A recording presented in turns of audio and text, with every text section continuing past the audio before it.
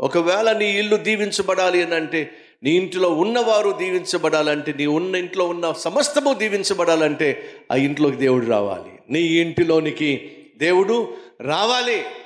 నీ ఇంటిలోనికి దేవుడు వచ్చినట్లయితే, ఆయన వచ్చినప్పుడు నువ్వు నీతిగా నిజాయితీగా జీవించినట్లయితే దేవుడు నిన్ను దీవిస్తాడు, నీ కుటుంబాన్ని దీవిస్తాడు, నీ ఇంట్లో ఉన్న సమస్తాన్ని దీవిస్తాడు. ఒకరోజు ఒక రాజు ఒక అడవికి వెళ్ళాడు. అలా అడవికి వెళ్ళినప్పుడు సడన్గా ఒక సింహం అతని మీదకి గాండ్రించుకుంటూ వచ్చింది. అదే సమయంలో ఆ అడవిలో వేటాడడానికి మరొక యవ్వనస్తుడు కూడా వెళ్ళాడు.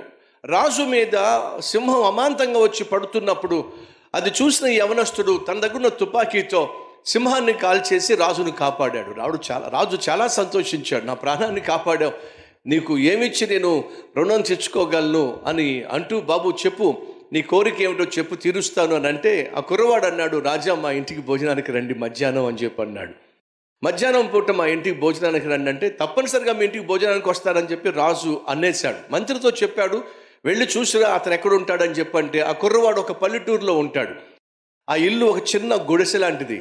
ఆ ఇంటికి మార్గం కూడా సరిగా లేదు. మంత్రి అక్కడికి వెళ్ళి చూశాడు. ఈ గుడిసెలోకి వచ్చి రాజు ఏం భోజనం చేస్తాడు, ఇక్కడ సరిగా వెళ్ళడానికి, రథం వెళ్ళడానికి కూడా దారి లేదని చెప్పి మంత్రి ఏం చేశాడో తెలుసా? ఆ వ్యక్తి ఉన్నటువంటి ఊరుకి కావలసినటువంటి రోడ్ డౌన్లోడ్ షేర్ చాట్.